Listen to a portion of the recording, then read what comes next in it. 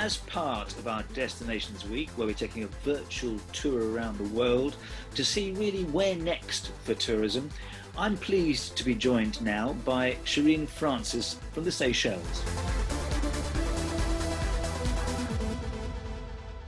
Sherin, tell me first of all, what's the situation for travellers right now to and from your country at the moment? As you probably know, Seychelles, for more than a month, about a few months now, we've been COVID safe, if I should use the word.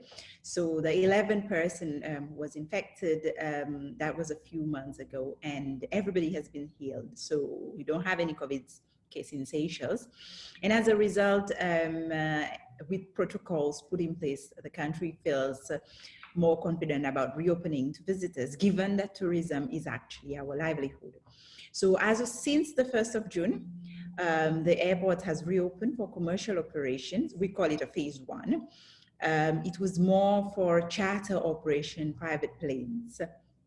And eventually, in July, which would be our phase two, this is where scheduled operations, scheduled flights will be welcome.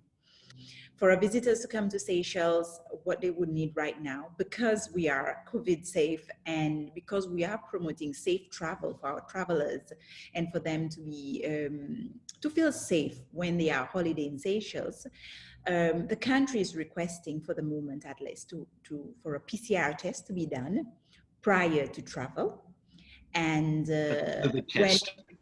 COVID test, yes, and when they reach Seychelles, of course, at random, they would be tested a rapid antigen test as well.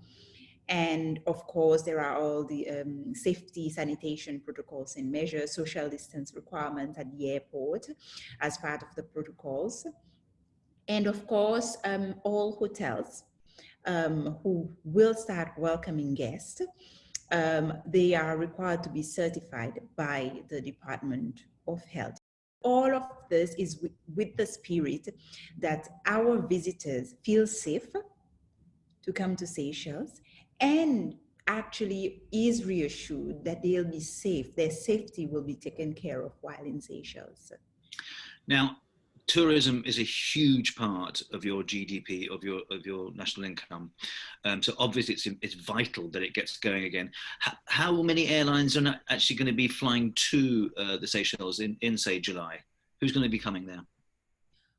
For the moment, the two airlines that have given us indication of flying in July is actually Emirates and Qatar Airways. And of course, our national airline, Air Seychelles, would be reopening the various routes they were doing.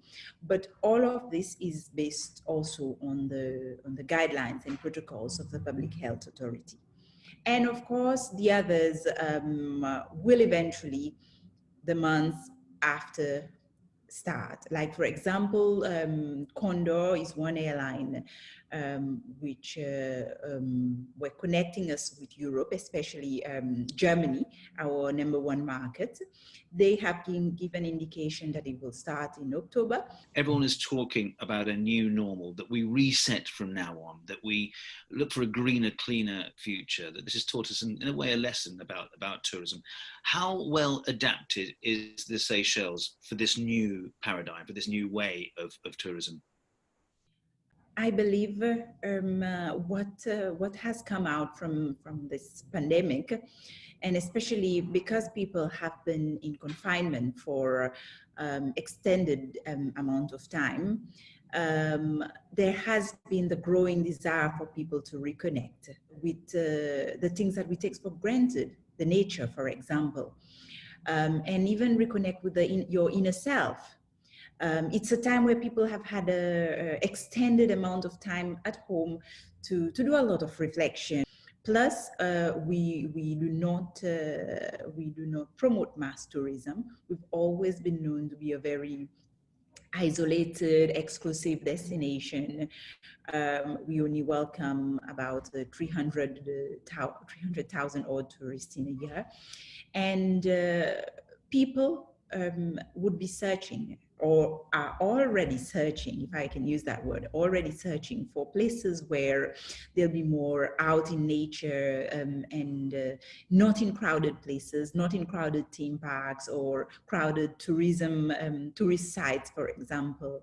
So, and this is our forte. This is where our strength is, and this is what we can promise a visitor in this new normal. That for us, we're not reinventing the wheel. It's something that we naturally have, and which we know will be in demand. So you're confident that, say, the 300,000 that you're used to, the number of tourists you're having coming to the Seychelles, they will return again, because they are, as you say, you don't want mass tourism. Will it be super expensive now? It would be more a different kind of tourist who's more conscious of the environment, who's more appreciative of the environment. So it doesn't have to be just the elite, but people who are travel savvy, well-traveled, and appreciate culture differences. And this is, it's a very specific and niche, but of course, part of this is actually, a lot of them are actually much more on the higher and tourists as well. And we have already presumed, made the assumption through our research, that the people who have a bit more means, they will be the one to rebound first. But we are not eliminating other segments that potentially can also form part of this segment for the recovery of Seychelles. So here you're looking at the millennials, the Generation Z, the more adventurous kind of visitors who like hiking, who like nature trails. It will come in small volume and eventually start building up. I am confident that we would start seeing, once all our measures become public, which is very soon, and once we are able to get at least most of our airlines confirm their dates of they start operation, we definitely are confident that we would start seeing the tourists come. So in a sense, domestic tourism has actually become not a novelty, but it's certainly become a new aspect, a new asset in the tourism portfolio for you now. And I'm hoping that it would be a trend to continue, especially during the low shoulder period, where outbound travel from Europe, for example, is very low. You know, you have a market there. As long as you target them, they would react. So it's a good, I believe it's a good exercise for the local tourism trade. Sherin, thank you so much indeed. Thank you. Bye. Bye.